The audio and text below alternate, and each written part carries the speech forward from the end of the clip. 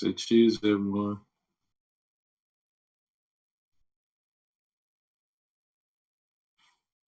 This is fire.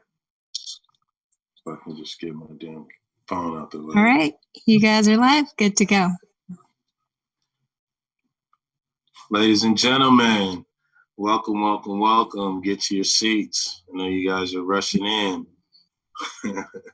Welcome to Business Inside the Game. I'm Baron Davis, your host and founder. Business Inside the Game was started as an opportunity for athletes, celebrities, influencers, investors, entrepreneurs to have a place and a platform to talk about wins in business, how you transition in business, what your core values are, what are your intangible values are that help you transition. And we've been doing these town halls in recent with COVID, and also, with what's going on in the world as far as social justice is concerned, we decided to come together and really start to mobilize our community, mobilize our thought leaders. And tonight is round 3. And so everyone, welcome to the big town hall. This one is called Each One Teach One. And we'll be discussing education on all fronts. We'll be talking about structure, economic structure. And without further ado, I just want to get into my panelists because they're all incredible people. And I will start with Malik Hubbard. Malik is a Democratic campaign strategist. I love the word strategist. Serves as a senior advisor and political strategist for businessman, philanthropist, and grassroots leader Tom Steyer. In 2016, in the 2016 presidential election, Malik served as the National Deputy of African American Vote Director for Hillary for America. He was a co-founder of Moving Ohio Forward, which turned out African American voters in the state's 6 major cities. He serves as the operational vote director in charge of voter engagement in Ohio for President Obama in 2012 in his reelection campaign. Malik is also a partner at Inclusive, an organization whose mission is to ensure there are biopic voices represented in political, government, and advocacy organizations. Malik is a graduate of the Ohio State University. Ladies and gentlemen, welcome Malik Hubbard. Next up is Ksenia Udina, and she is the founder of a growing platform and new platform, the CEO of UNES, the first mobile app that makes it easier than ever before to create and manage tax-free college savings accounts. Ksenia is an entrepreneur and a financial expert with over 10 years of experience in the financial industry. As founder and CEO of UNES, she has spearheaded the development of the breakthrough fintech solution and raised funding from leading venture capital funds. Also myself, I'll have to say I'm an investor. Ksenia holds an MBA from the prestigious school of the UCLA and of the UCLA Anderson Business School. Ladies and gentlemen, CEO of UNES, Ksenia Udina. Dr. Lisa B. Richardson. Dr. Lisa V. Richardson is an assistant professor of journalism at USC Annenberg. She researches how marginalized communities use mobile and social media to produce innovative forms of journalism, especially in times like these, times of crisis. Richardson is the author of Bearing Witness While Black, African American Smartphone and the New Protest, #journalism. The book explores the lives of 15 mobile journalist activists who documented the Black Lives Matter movement using their smartphones and Twitter from 2013 to 2017. Ahead of your time. Richardson's research is informed by her award-winning work as a journalism instructor. Her work has been published in many venues. Richardson holds a PhD in journalism studies from the University of Maryland College Park. Okay. A master's degree in magazine publication from Northwestern University, and a Bachelor of Science in Biology from Xavier University of Louisiana, where she was named top 40 under 40 alumni. Okay. Thank you, Dr. Lisa Richardson. Next up is a good buddy of mine, Martin Moto. Martin is the founder and managing partner of Solar Impact Fund. Solar Impact is one of the leading funds in the opportunity zone sector and has done so by achieving market rate returns by delivering on its mission, doing well by doing good.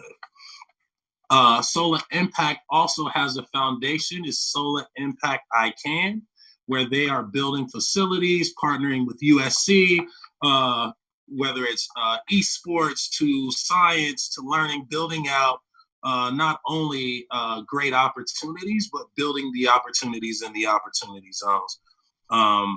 Solar Impact's $100 million opportunity zone is one of few, and they're actively deploying capital in South Los Angeles. A professional investor and entrepreneur for over 20 years, Martin has been successful at leveraging private capital to drive positive social change. He graduated with honors from the Wharton School of Business and the University of Pennsylvania. Ladies and gentlemen, Martin Motel. And last but definitely not least, Lori Raleigh. Lori is a social entrepreneur dedicated to developing solutions that improve financial security.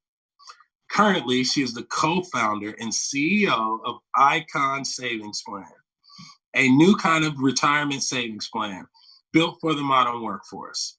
It's absolutely phenomenal what you're doing. I had to stop and say that. It's universally accessible, fully portable, and easy to use. Lori has a background in behavioral finance and research, helping launch the Behavioral Finance Forum. She is widely regarded as an expert in retirement savings, financial decision-making, human-centered design, and product innovation. Ladies and gentlemen, Lori Raleigh. Whew, I got through that. Now, thank you guys. I want to thank you guys for young men and women for being a part of this. I wanted to just kick this off, and I'll start with you, Dr. Lisa Richardson. In the recent wake of these social changes, right? And you wrote a book in 2013, basically dealing with what we're dealing with now. What has changed since then? And then what do you see are a lot of the similarities that we can pick up on to kind of move ourselves forward? You're on mute. Sorry. I actually started researching the book in 2014 when it was my first week of my PhD program, and that's when Mike Brown was killed. And that's when I realized that a lot of the research, and in keeping with our theme of each one teach one, really had to be more about me educating people about the possibility of using their smartphone as a device that could possibly save their life.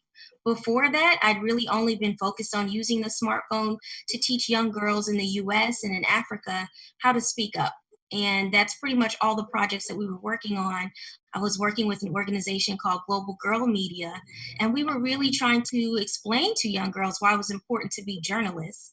Well, now if we fast forward to today, to answer your question, we see young girls like Darnella Frazier who are picking up the camera and recording what happened to George Floyd without needing any kind of prompting or education, right?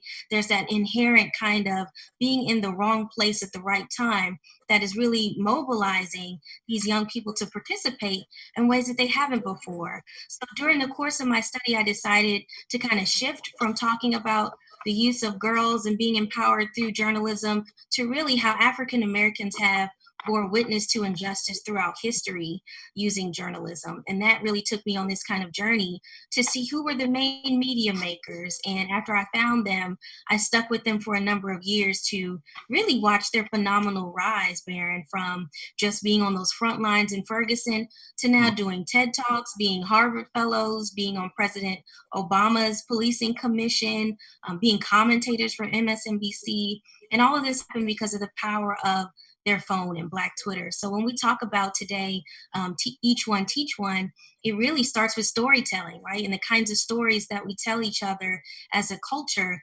what's important to pass on in the first place in the classroom. And so that's what I'm really passionate about.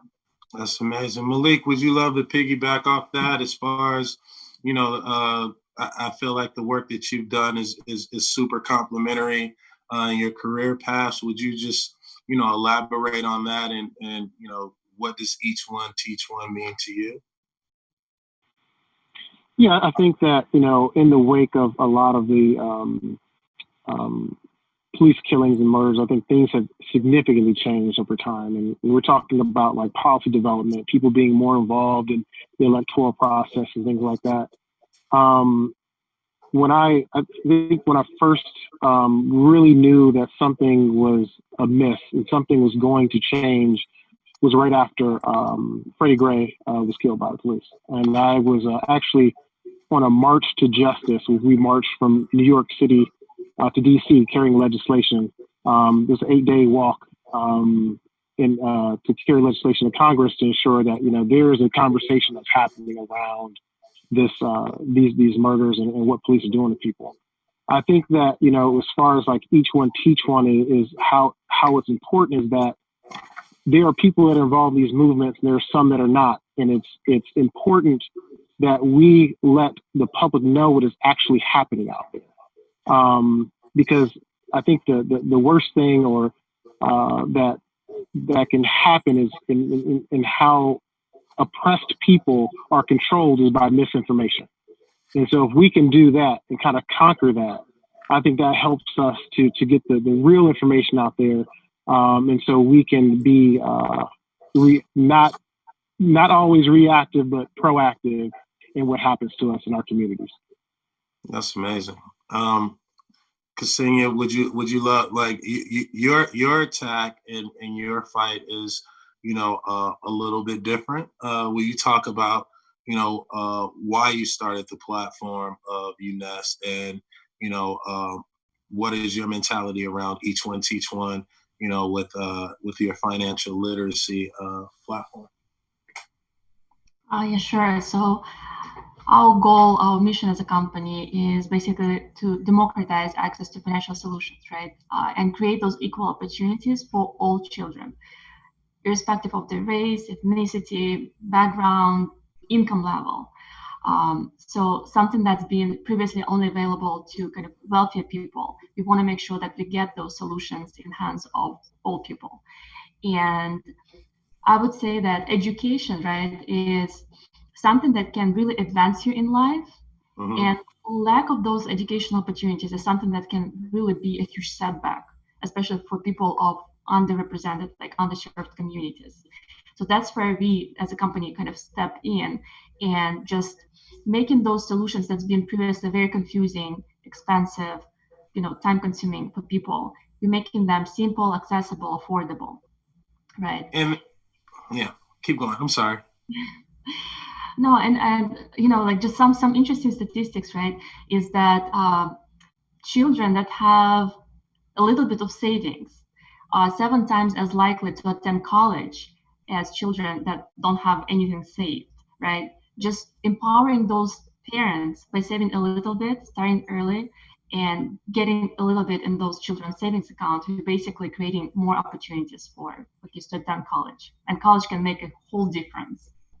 Absolutely. Lori, just piggybacking off of each one, teach one, how can we ensure that underserved communities have access to financial literacy programs? And, what kind of role does that play in ending social justice? For injustice, yeah. So first of all, I'm gonna say thanks, Brian. It's great to be here with you. I love the each one teach one title of this. I think it's awesome and just really happy to be here tonight. Yeah, I mean, if we think about, what the theme is of Each One Teach One and why we started ICON, right now we live in a country where over half of the workforce doesn't have access to the most important asset building tool that we have available, which is a retirement savings plan. And if you look at communities who are most impacted by that, it's women and people of color. So you see these widening economic gaps between those two groups. And the reason why is that people, if you don't work for an employer, you don't have a retirement savings plan. And so the idea here is, how do we modernize retirement savings in a way, make it universally accessible and easy for everyone to save, make every employer able to offer a retirement plan that doesn't cost them anything, that's easy to use, simplified. Technology can help solve a lot of these problems. Before, it used to be very expensive to offer these kind of plans, but now you can do it at scale for a fraction of the cost. And in doing so, really pave the way to start to close that economic gap between people that have access to wealth building programs and people that don't. I don't want to get into a bunch of statistics, but they're not good in terms of people that that have access and people that don't. And in terms of Each One Teach One, our country as a whole prior to COVID, trust in financial institutions was really, really low. So it's very hard for people to believe information that they see coming from financial institutions, education. And so I think what's really interesting and important is and I love the work that you're doing, Dr. Richardson, about how do we empower people to communicate to themselves about better financial decision making and other kinds of opportunities and ways that people can take more control of their own sort of financial future and financial wellness. Love it, love it, love it, love it. And Martin, Each One Teach One, as an investor, your decision to, take private capital and invest it in South Los Angeles, one of the, let's call it one of the most uninvestable cities, over the last 30 years. Talk about, what Each One Teach One means to you and the work that you guys are doing with Solar Impact. Sure, Baron, thank you for having us. It's great to be part of the discussion. I think I'll make two big points. One of them is that, when we look at this, we almost take half step back, and we look at some of the pillars that define the social determinants of health, and more importantly, the social determinants of health and wealth and well-being. And what we look at is about a couple of pillars, one of which is health access. Another is food access and food security, educational access and access to education, housing and healthcare. And really, I think the first thing is that it's great, and I watched some of your other panels, and I think you have started to approach it with this holistic view of how do we look at these multiple pillars that ultimately impact the health and well-being of Black and Brown communities. To make it incredibly stark, we looked very deeply at, if you take 90044, which is it's South Central Maine, South Central 86th and Manchester, we're right at the intersection of 86th and Vermont, rather. That's our headquarters. That's where I've been working for the last 12 years. And you drive 12 miles from that point to Brentwood, right? Get on the 405. It may take a minute. The traffic is coming back now, but that 12 miles, a male loses or gains rather 12 years of life, meaning the average life expectancy of an African-American male in 90044 is 75 years. In Brentwood, it's 87 years. It's 12 years. Every mile that you drive there, you gain $7,000 of income expectancy, right? So think about just the 12-mile commute from South LA to Brentwood and how stark that is. And so our view and our mission from our standpoint is we've got to address all of those determinants. We're initially primarily a housing provider, but education is really one of the main vehicles that we believe that gives people access to those determinants. And as you point out, we have a nonprofit affiliate, which is the Sola I Can Foundation, which was built on the premise that if you can't see it, you can't be it. Or on the positive side is if you can see it, you can be it. So I would say that our philosophy there is very similar to each one. Each one teach one. It's reach one and teach one. And we'll talk later on about the incredible work that team is doing to impact the community and build out the infrastructure to provide access to education as a means to access to wealth and economic opportunity. You're on mute. I am on mute. Thank you, Martin. Now, let's get to the nitty gritty, right? I would say for me, it's looking at, like everyone in this panel represents a different form of education, right?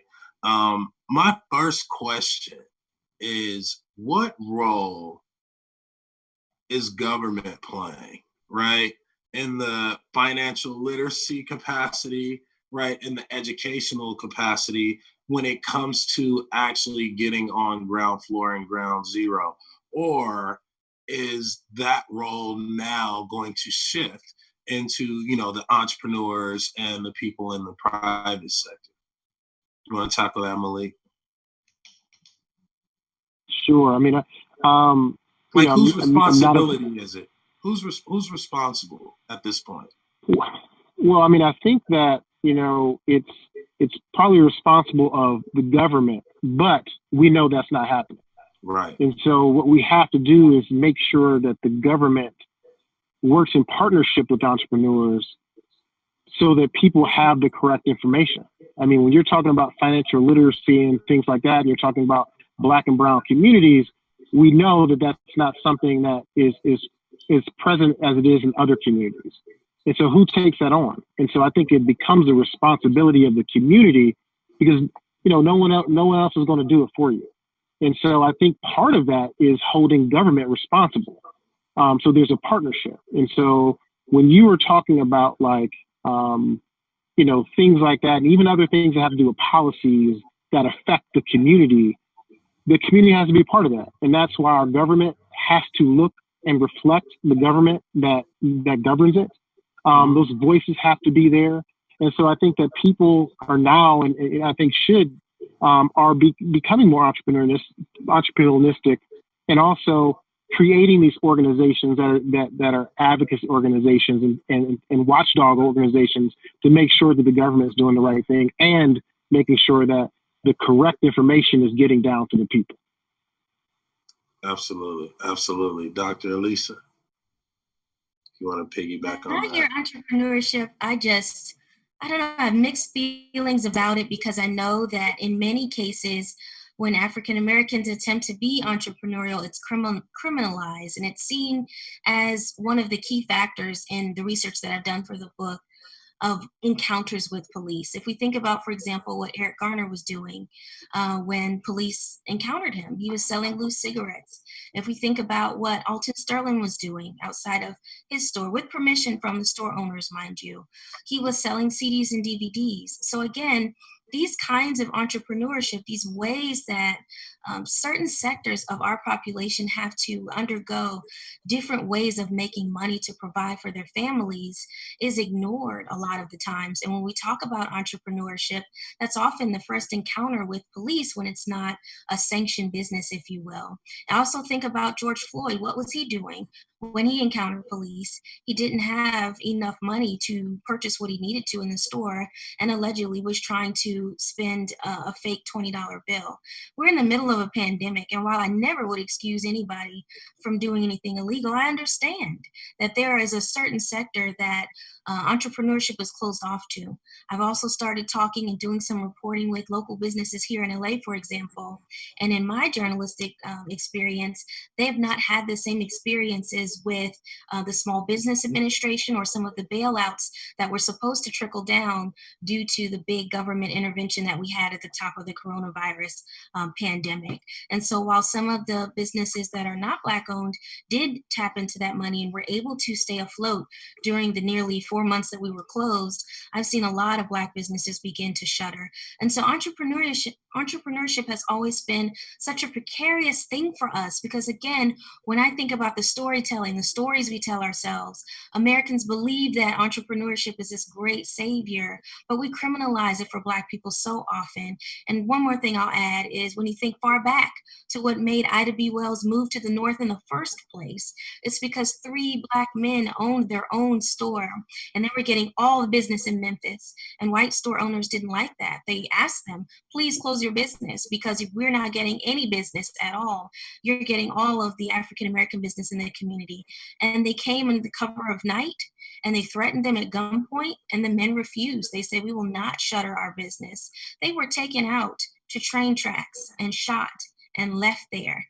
And that lynching is what made Ida B. Wells write a scathing editorial in a Memphis newspaper, and it ran her out of town because they burned her newspaper office to the ground. So again, when I think about entrepreneurship and the Black experience with that, as we are on this eve of the Black Wall Street anniversary, it's always been fraught with this striving. We know we can do these things. We know we can create these things, but the stories we tell ourselves around the sustainability of them is flawed. And that's what I'd like to get to when we talk about Each One Teach One. What are some ways that we can further empower businesses so that they're business owners, so that they're not subject to this state-sponsored and vigilante violence that we've seen throughout time that has robbed Black people of the prosperity that they've tried to build over and over and over again, whether it's through a loose cigarette or a shop. It's powerful, powerful. Ksenia, can you talk about, like, I think that, one, financial literacy is super important in that, especially where we are now. And, kind of building that pathway from, what we say in South Central is from school to the pen, right? Or from school to prison. How have you used your platform since the BLM movement to really start to focus on, education and writing the narrative? Because as a startup founder, like, how are you tying and writing that narrative into, the Black experience and also just a financial literacy experience? Yeah, I'll add just a couple of words about government first, Okay. and I'll lead into financial literacy. So my take on, should we rely on government to solve these problems, or should we rely on businesses and entrepreneurs? My take on this, we can't really rely on government, and we need to take leadership position, and we need to try to make a difference ourselves. And the reason for that, I'll just talk about my own industry. Because we are we're offering people 529 plans, college savings plans that grow tax-free. These plans are sponsored by the states. States are government agencies. Yet 70% of people don't even know that 529 plans exist, right? How can we rely on government to make those plans affordable and accessible to the communities? I'll tell you more after we launched, right? And our mission was to get those, financial solutions into the hands of people of all economic backgrounds. We were getting feedback from the government, from the states, that we're killing their business because we've seen too many accounts. Accounts are too small, meaning they're discriminating against people of lower income or middle income, right? Or we're creating just too much work for them. So we can't really rely on government. We just need to disrupt the industry. We need to make the change, right? If you want to change something in the world. In terms of financial literacy, I would say that as a company, we are big on education. This is one of our goals, to educate people about importance of education, about importance of college degree, how much difference it can make in someone's life, and accessibility of it, right? That you don't need to be rich to get started. You can start with $25 a month, $50 a month. Just start investing small, and over time, it will make a huge difference for you and your kids. So over time, we're doing a lot of work in educational space through blogs, through emails, through webinars. And I would say that the Black Lives Matter movement empowered us even more. It inspired us, right? And I would say that no one can stay silent in this situation. Like, this is not a choice. So we've been like very clear to communicate our values to our team and our communities through emails, saying that, look, what we stand for as a company is diversity, justice, equal opportunities for all, right? And we're like very clear about that. Another thing, like, of course, we partnered with influential people like yourself, because I believe that the only way to make a difference is like be together, right? Trying to solve this problem together. And I believe that, you know, we can achieve it. I'm very proud to be a part of this movement. I think it's a very powerful movement. Oh, can hear you for some reason, Baron. I think I'm mute. I keep muting myself because the helicopters keep rolling by. But I love the work that UNES is doing, because when you start thinking about what's missing, right? You know, financial literacy. What is financial literacy, right? It's a part of this whole education system. And so, you know, government, right, is leaving us out with the information, right? And government is saying you cannot start a college account for $50. Mm-hmm. And you're saying you can start a college account for $50 Mm-hmm. and you can pay $5 a month for the next 10 years. And this is where you can grow. Your grandmother can gift your kid, right? And so the things that we were talking about is really like, and I want Martin to piggyback off this, is taking foundations like Solar Impact I Can, right? And allowing them to set up their business, right, on the platform that creates so much more transparency, right? And it creates an ecosystem of togetherness. Martin, talk about, you know, the work that you're doing, working with government, right? Working in education. And then, like, you know, just I would say some of the difficulties that you face, right? And then, you know, the things that you're super bullish about as far as an entrepreneur, knowing that, you know, government is not here to save us, but, you know, ultimately enable us. Yeah, I think that, look, I think our comments would echo a lot of what previous speakers have spoken about. We run, you know, we have about 1,500 units in the broader South LA area. We're talking Compton, Watts, South Central. And we have about 3,500 tenants. 98% of them are minorities. 2/3 of them are low income, and 1 in 3 has experienced homelessness. So we're talking about folks that have been overlooked. The Solar I Can program runs a series of events, and much of that what we've learned is a couple of things. One is, look, we did a series of financial literacy classes with Operation Hope and others. And, you know, the adults are very financially literate. Many of them are unbanked, and they go, look, if I only have $100 in my account and a big bank is charging me $12 a month, I know to close that account. So people think that they're not, but they're very financially literate. I do think that our programs that have been most effective have been targeted at the youth. And I think that we all agree that that is the conduit for getting this. So not only do we have financial literacy classes, we put together, for example, a mock stock challenge. And we ran this program, and it was fascinating to watch the kids. They each got $500,000 of virtual currency and were able to trade. And these kids that were middle school, pre-middle school, 4th, 5th, 6th grade, were trading stocks every day and going, I shouldn't have gone long on retail. And look, I grew up in West Africa. I didn't know what the stock market was until I got to Wharton.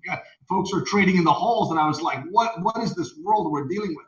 And so getting youth exposed not only to savings, which it sounds like there's a number of great vehicles to do that, but investing.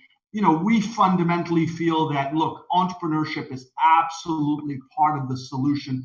I agree with you that look, being in South LA for the last 12 years, we know the hustle. And the fact is, what you're seeing with young Black men that are hustling out there and often doing stuff that is in the gray or even in the, is that they're frustrated. They're saying, look, I have the talent, I have the drive, but I'm not being given the opportunity to participate equally in the economic system. So it's incumbent on us, it's incumbent on government, but it's incumbent on us as economic leaders to profile and mentor and show the pathways of being able to do it within the constraints of the current system. It's not always perfect, but I think that, you know, I have, and Baron knows this, I have negotiated with drug dealers. I have talked to pimps and evicted pimps, and these are entrepreneurs, right? And the issue is that they've gone to a form that they feel is the only avenue. And some of these folks, had they been born in a different place and with different social structure, maybe they would be going to Ivy League schools and be, you know, excellent investors on Wall Street. So it's incumbent on us to find the pathways and to mentor them and to give them the opportunity and keep them on that straight and narrow. And it's incumbent on them, for us to hold them accountable. Say, look, there's no overnight success here. These are years, 10,000 hours of putting in the time. And if we do that, it changes minds and it changes lives. And so it is, you know, it's been incredible to be on the ground floor dealing with this, not anecdotally, but in a day-to-day basis, you know, in Normandy and Figueroa and Vermont and a lot of these neighborhoods.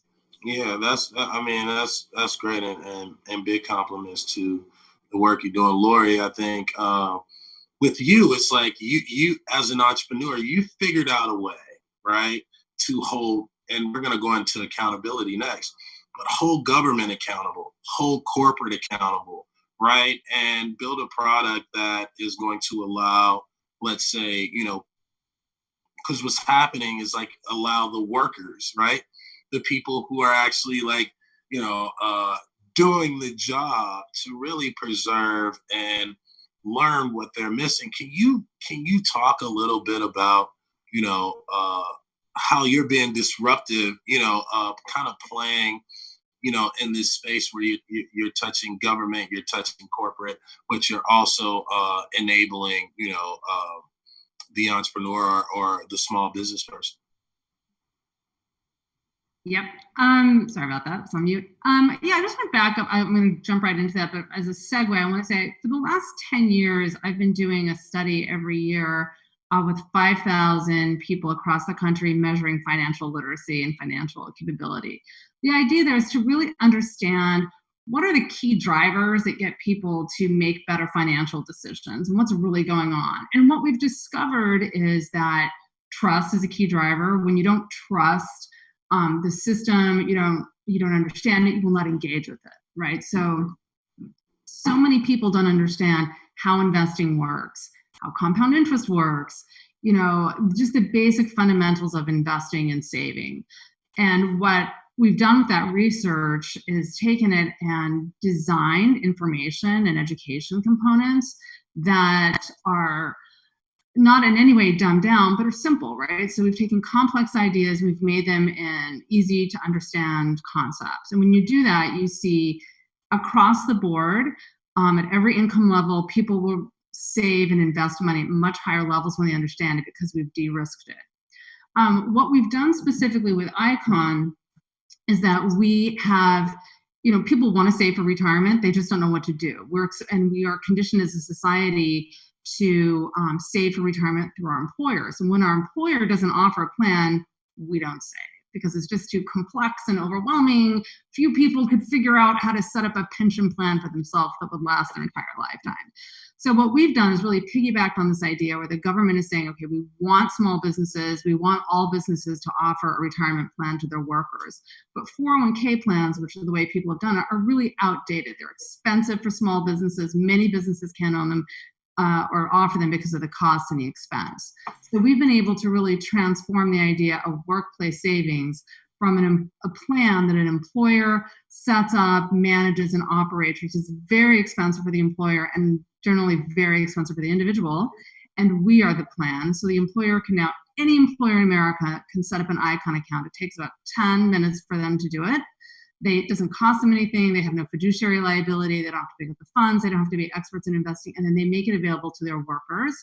The workers participate. And when you leave your job, you don't have to roll that 401k over. Your plan stays with you from job to job so that we can ensure lifelong savings. There's no disruption in your savings coverage. It's low cost, super easy to use. And people are 15 times more likely to save and invest when they're offered a plan through their employer than if they do it on their own. So the idea here is how to really empower people with the tools and information they need to make the decisions that are in their own best interest and align our best interest with their best interest. So we're a fiduciary too. So we have to act in the best interest of the individual. That is not required in the 401k system. Malik, how do we help? Let's start unpacking a little bit. How do we help? How do we cut through the scar tissue of lack of information, right? And then how do we, how do we get there? Give me an idea, give me a solution, I know you've been working on this. How do we, unstitch the way that we've been institutionalized as a country, and how do we get to those young African American men? How do we get to those young brown Latino men and women, right? And then and then I'll go to you, Dr. Richardson, after that. That's a real tough question, I think. I think one thing we're talking about the role of government just a few seconds ago, and I actually was one of the deputies of the governor of Ohio a few years ago, Ted Strickland. And I worked in his office for 4 years. And so really understanding how government actually works and how they are able to, or what they're supposed to do and what they're doing sometimes are two different things, right? So if we're talking about financial literacy or we're talking about entrepreneurship, if you want to start a business, you have to do it through the government. There's no other way to do it. Like I'm new to California, but in Ohio, you go to the Secretary of State because that governs your business there. Or if you want your tax ID number, you have to go to the federal government to do that. So the other thing is that we have to understand that our educational system is the government as well. So we're talking about who's on the school board, who's creating curricula for these, young Black and brown people. I think we are in a interesting situation right now with COVID-19. Everywhere around the country, people are trying to figure out what is the best way to educate their children in the midst of this pandemic. So I think what gives us the opportunity is we have to rethink how we're going to do this completely. What are our buildings look like? What are the time spans we have to be in school? So I think at this point in time, it is, also with the murder of Gregory Floyd, I think people are more active and people want to be more involved in the process. And so, like I was saying before, it doesn't have to be running for office, which I think is a good thing to do. It could be starting an organization to make sure that you are watching the government agencies to make sure that, hey, we're creating curricula. We are making sure things are equitable. One of the big things that's really plaguing now is the digital divide. And so, people are like, COVID is here. Just use your computer and go home and we'll teach people by the internet. Well, everybody doesn't have a computer and everybody doesn't have internet. So, those type of things we have to think about, and we need people from the community. Who are these people who are vulnerable to give them the voice to say that? That's the only way we're going to be equitable here. And I also think the other thing is how we're rethinking things. If we know that the oppressed people in this country are oppressed by systematic racism, racist ways of doing things, we have to know that we can't send our Black and brown kids out and expect them to do things the way our non-Black and brown people do it. And so I think that it does come with mentorship.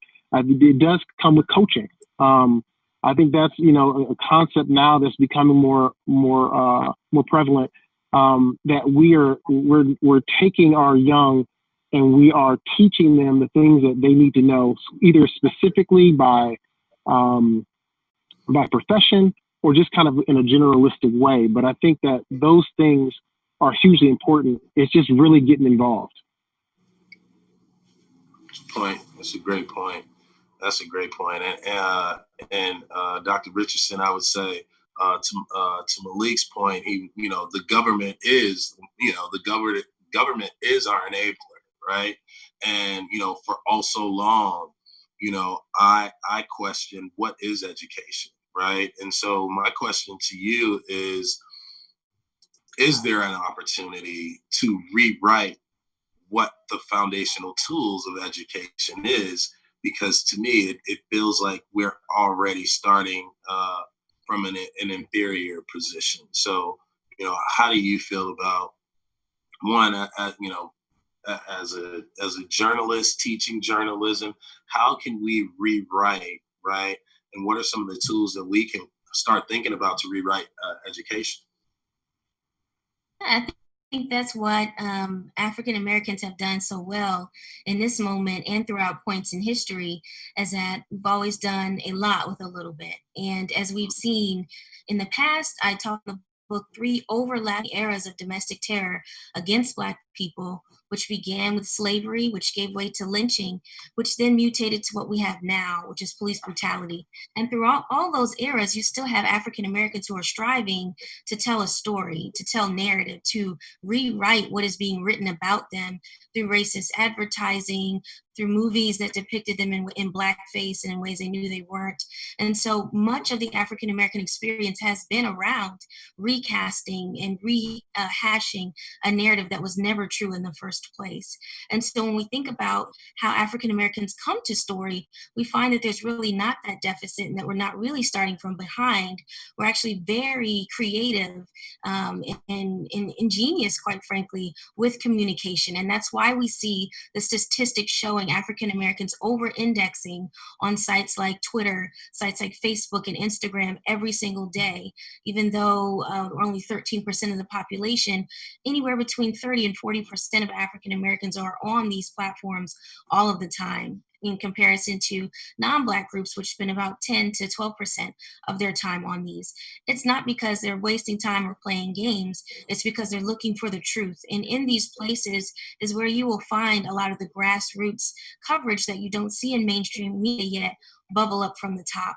So as we begin to think about this miseducation of the Negro, as we've called it in the past, in that titular book, we have to think about the education that we received was so skewed because we weren't allowed to read and write in the first place. It was illegal, unlawful. But as soon as a few of us did get a chance to read, that's where this each one teach one philosophy came from, right? We were then passing on that literacy to the next generation. And that's what this generation will need. We will need a media literacy. We will need to know whether it's the left or the right talking to us. We will need to know how to identify dog whistles when we hear them. When we hear things like when the looting starts, the shooting starts, we need people who can break that down and say, wait a minute, that is a dog whistle from an old callback from the 60s from a police chief that was not for, public protesting and for the First Amendment.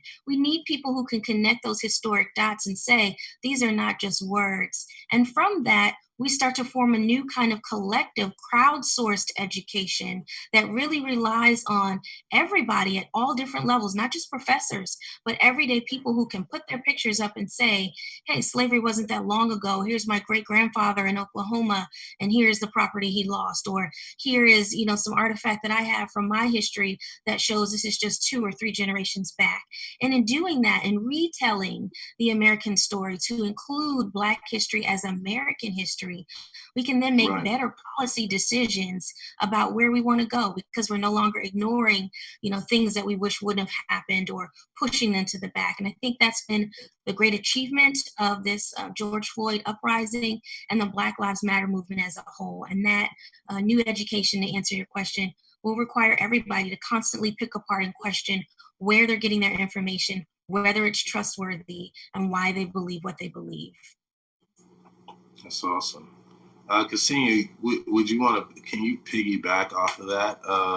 Because we're talking, Dr. Richardson is talking about our history, rewriting our history, right? And rewriting the perception of who we are, right? Digging into the archives and being of truth, right?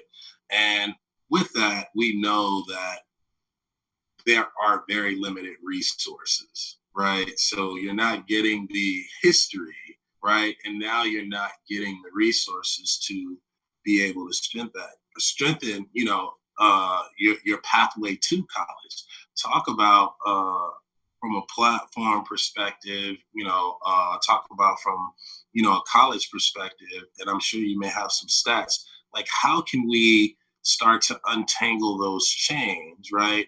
And use fintech platforms and financial platforms to now start to influence, the history lessons of education, right? So how can you and Dr. Richardson figure out, how to put, together a recipe? Just some ideas. What are your thoughts?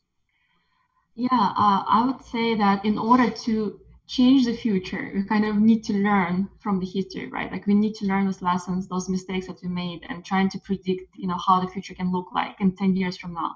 That's what we like as entrepreneurs are trying to do, right? Like not to focus on today, but focus on the long term, like what's in 10 years from now. And in my mind, like future starts with providing opportunities for children, right? We want those children to have different opportunities. We want those children to change the world. In order for them to change the world, they need to be educated, and their parents need to have opportunities to, like financial opportunities, to put them through college, to get them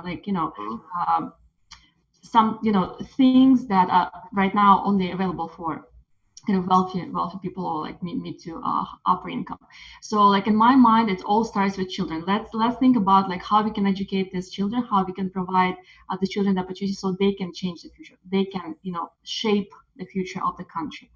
And as a platform, like that's what we're doing. We're basically empowering those parents to start saving small, simplifying the process into like 5 minutes, becoming advocates, becoming the advisors for those parents, so they're not afraid. It's so simple. It's so easy to get started that anyone can do it, right? Like you don't need to be like super educated. You don't need to have access to financial advisors to get started.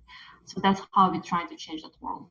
Love that. And then Lori, I feel like I'm just gonna start, just bouncing around. Lori, I feel like, your platform, right? Including now we're in the history, now we're in the financial literacy, now the kids have this education and the parents can actually do a better job, right?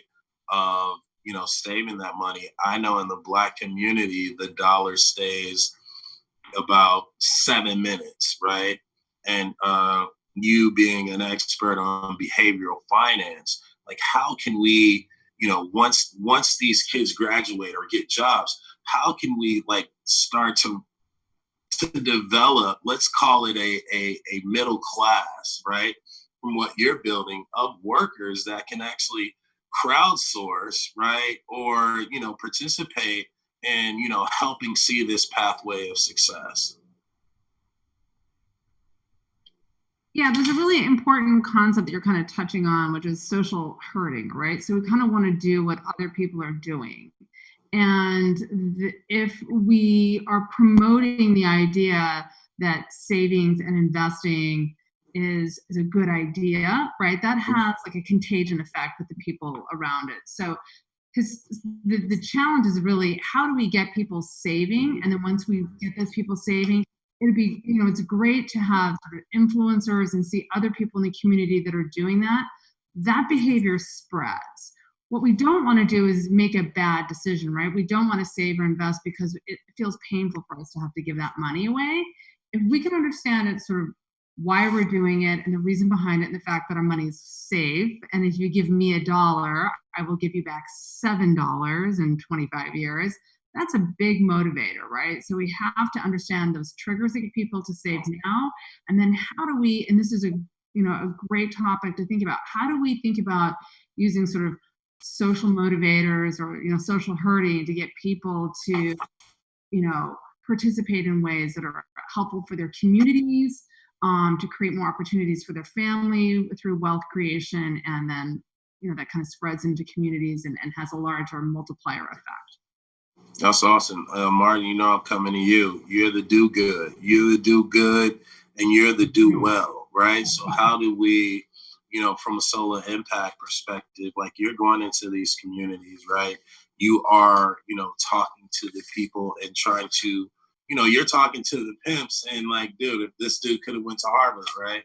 So for me, it's like, how do we take what Lori's doing, right? And then how do we read, what kind of idea can we use from a solar impact perspective to bring in now these parents, right? And to actually do well and do good, you know what I mean? But how do we start to reverse the narrative and actually get people to invest in in the Black community, right? As you have in the Black venture.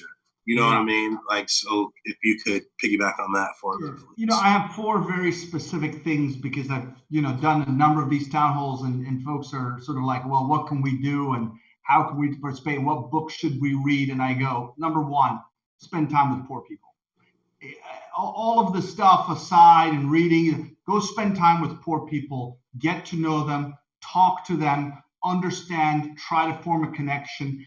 I'll tell you, you know, that's the best education you're going to get on what it's like to be, and take the time in that regard. That's number 1. Number 2 is that we're in a very unique time in the country's history where the corporate world is getting behind the Black Lives Matter movement, meaning corporations are, whether you think it's lip service or whether you think it's genuine, at the end of the day, what's different about this is that large corporations and economic forces are saying, we want to substantiate it. So for whomever is on your platform, Baron, because you've made this platform, you've got to go to those corporations and hold them accountable. Say, what are you guys doing around this? And because even if it's 5% of their customers, if they start to say, what are you doing specifically, they will react and they will move. And so I would really encourage everybody, every stroke of every walk of life, to go to your corporations that you buy from, that you deal with, that you partner with, that you have contracts with, and say, what are you specifically doing? Show me, and I'm going to hold you accountable to living that through. That's number 2. Number 3 is that, and Baron, you were privileged enough and kind enough to participate with us on this, get technology into the hands of young people in Black and brown. Absolutely. Right? So absolutely helped us. We raised $40,000. We gave away 200 plus Chromebooks to our tenants who were struggling with their kids keeping up with school because they didn't have adequate technology. They had 1 computer for a family of 5 and they were sharing. So that's a very tactical. Anybody who wants to donate to that, we're still giving them out on Solar Impact. Absolutely. Absolutely. And Baron came down, spent his time in the midst of the pandemic. We, you know, social distance with masks, these computers, and we really are grateful for that. Final thing, and it's not to sound self-serving, it's more to galvanize people to get moving, is, you know, over the last 3 weeks, we've raised $1 million from incredible LA-based philanthropists, where we're going to give that in scholarships around the COVID Retraining and Recovery Fund, where we believe that a lot of people who have been furloughed and laid off, this is a great time to go back to school. And it doesn't mean 2 or 4 year colleges. A lot of this is vocational schools. We really want to encourage the South LA community broadly to look at this and as an opportunity to reskill and retool for jobs that are going to be in high demand in the future, which we believe are primarily in healthcare and technology, but it's a whole host of things. The solutions here are straightforward.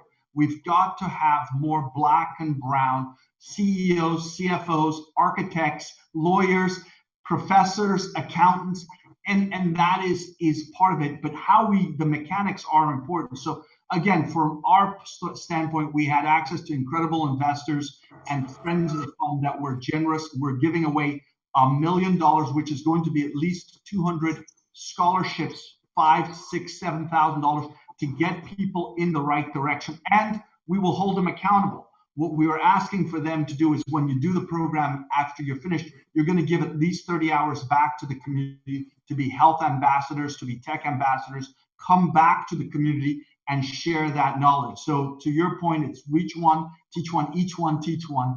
And that's, you know, how we're acting. And Malik, you know, you're the senior advisor and the political strategist from one of the top business people, of our time, who's also a philanthropist, Tom Steyer. You have worked in government. You have worked on policy, worked with Obama, Hillary. You've worked with let's call the highest of esteem of, kind of minds, right?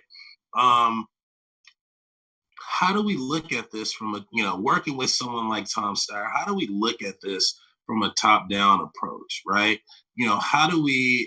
What are the tools, right? What are the different buckets, right, that we must pay attention to work ourselves, if you could follow me, work ourselves all the way back to kind of grassroots education, right? So starting from finance and economics at the top, right?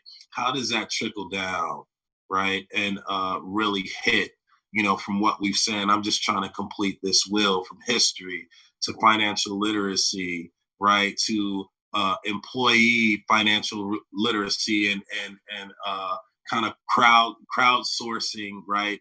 These shared ideas to furthering the education, and now actually paying homage and actually giving the opportunity, to the African American and to the minority who's been underserved. How do we look at that from the top? And how do we get, some of the top leaders in the world to start being a part of, this movement? Well, I think it's really, what everybody on this call is doing right now. I think in different sectors that you all are working in, it's important that your work is amplified and elevated. And so I think that, what we do, as Tom Steyer started Next Gen Climate some years ago, to really get people to understand what's important in terms of this climate crisis we're in, and also environmental justice and how it relates to racial justice, and then kind of transitioning to Next Gen America, which is kind of all of that. But it's a grassroots organization. And so we use a lot of different tools, not only people, just people to people physically, but just like Dr. Richardson was saying, like having the technological tools to make sure that people are talking to each other. And one thing that we know as far as campaigns, advocacy organizations, once there's some groundswell, once there's some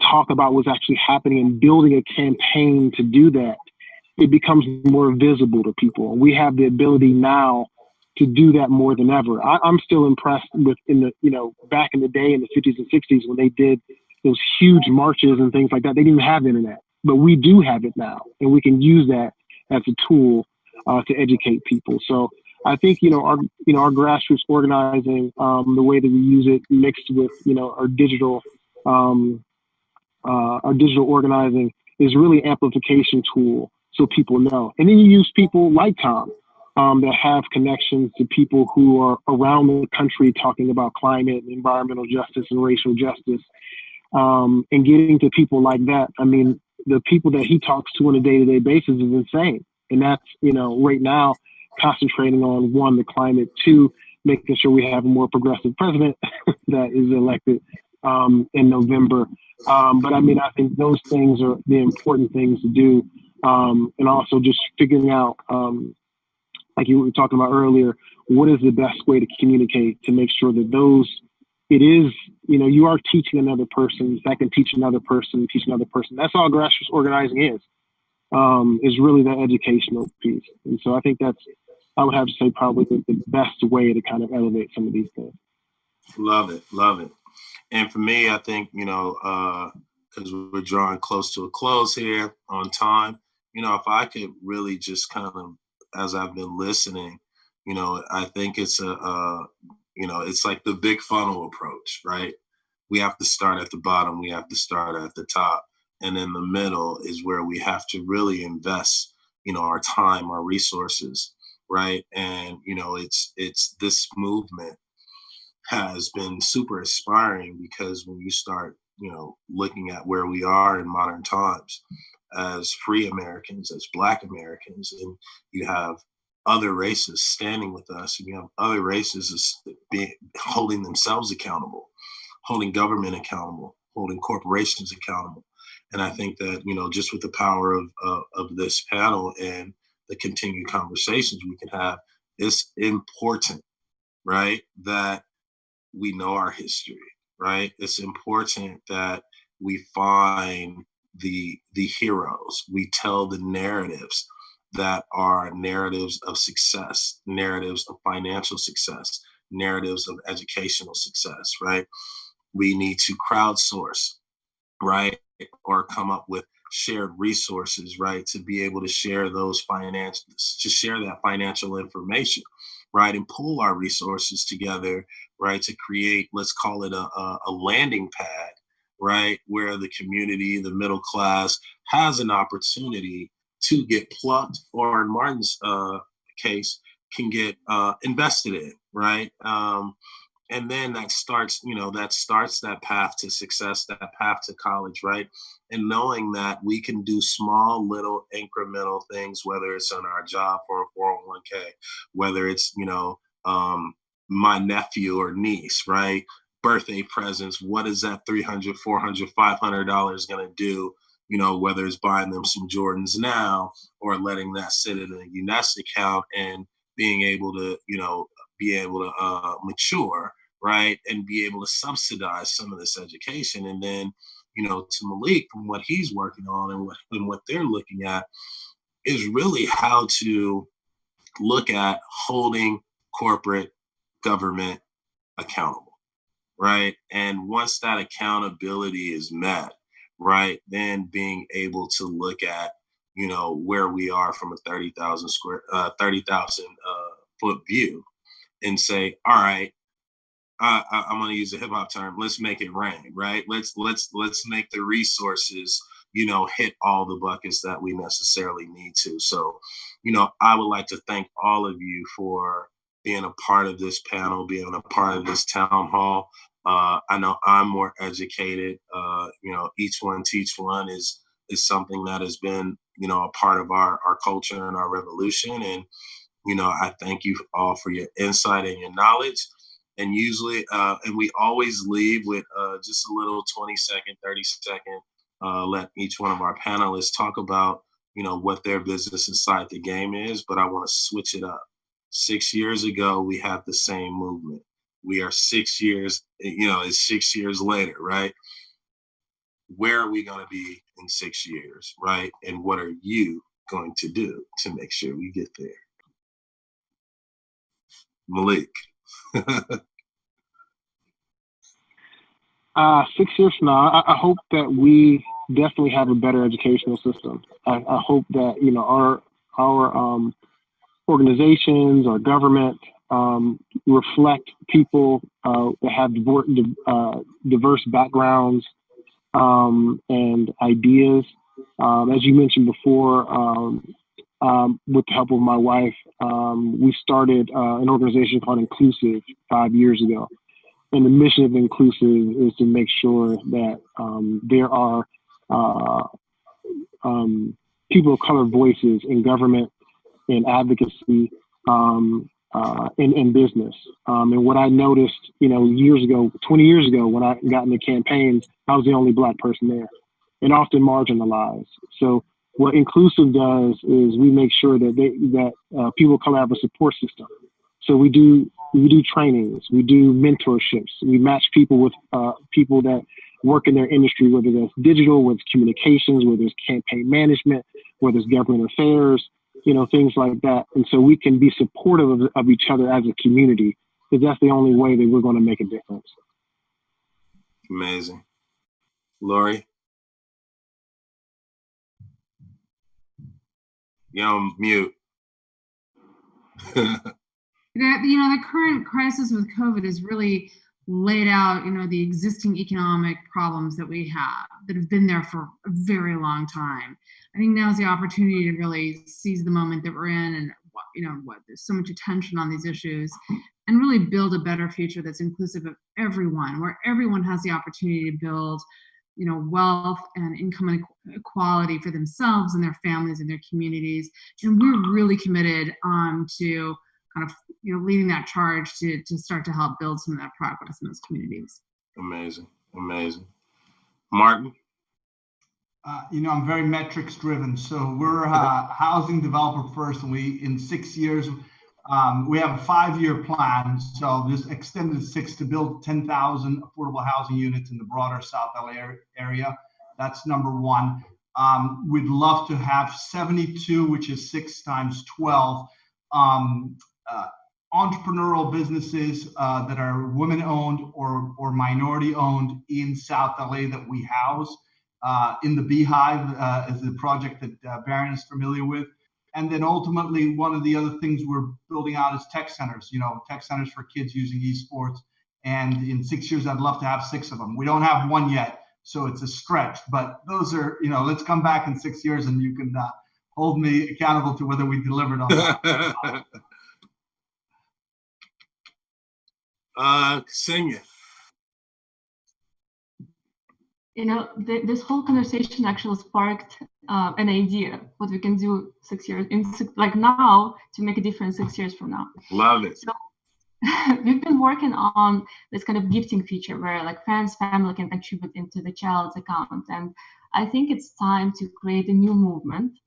We can call it Black Kids Future Matters, right? And you can connect brands, endowments, foundations, influencers with and ask them to basically make a real difference for real kids, like gift into Black kids accounts, like pick 100 kids and you can make a real difference, and you can watch those kids succeed in 6 years from now. So I will start working on that. This was actually like very productive discussion. And Baron, I would say thank you for being such a great role model for children, and I think you're a big inspiration for those kids to work hard, to get education, and to know that they can actually achieve success in life. Thank you. Thank you. Doctor, will you round it out, finish this off? Sure. I think about 6 years from now, and I think of college professors think in chunks of 4, because that's how our cohorts are. And I think about kids like Tamir Rice, who would have been a senior this year, who perhaps would have been coming to me, right, from Ohio. And I think about all of the little kids who now are having people like Tyler Perry pour into them and give them college scholarships now. Rayshard Brooks's kids now have, tuition paid for due to his philanthropy. And I heard that Gianna Floyd has several offers of free college being placed at her doorstep as well.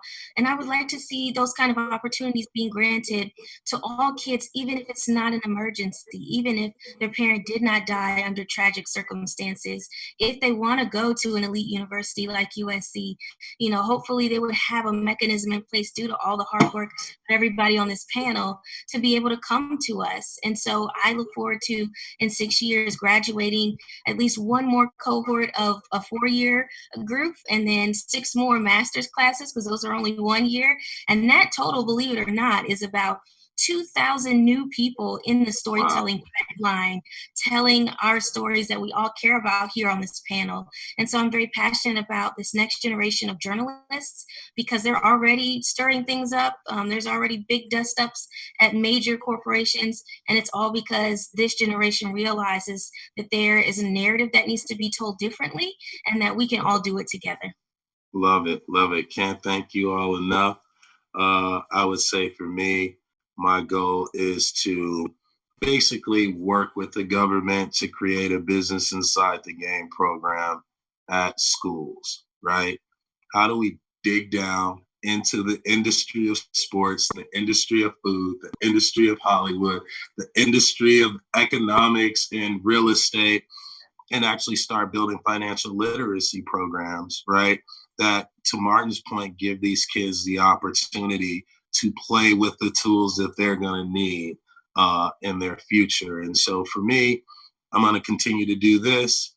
I'm going to continue to invest in my community. I'm going to continue to rally and continue to listen to excellent people and excellent voices like yourselves. And I thank you.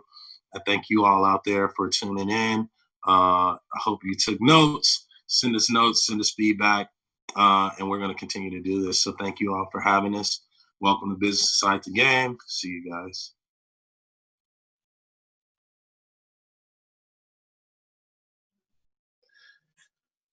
All right. Thank you. Thank you all. Thanks. Great. Thank you for having us.